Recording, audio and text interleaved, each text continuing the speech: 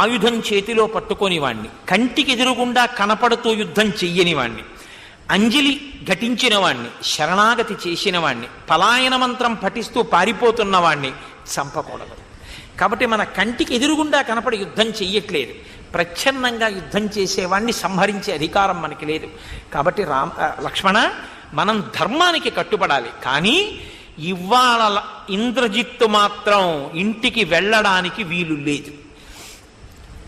ఓర్చుకుంటూ బహుపరాకుగా చూసి ఎటువైపు నుంచి బాణములను ప్రయోగిస్తున్నాడో ఆ బాణములను ఆకాశంలోనే విరగ్గొడుతూ మేఘనాథుడు ఎక్కడున్నాడో చూసి అటు బాణప్రయోగం చేసి ఇంద్రజిత్తుని సంహరిద్దాం అన్నాడు. ఈ మాటలు విన్నాడు ఇంద్రజిత్తు. రామలక్ష్మణులు చాలా పరాకుగా ఉన్నారు, ఇప్పుడు యుద్ధం చేస్తే చాలా ప్రమాదం, వీళ్ళ బుద్ధి యందు మోహాన్ని పుట్టించాలి. వీళ్ళందరూ ఏమర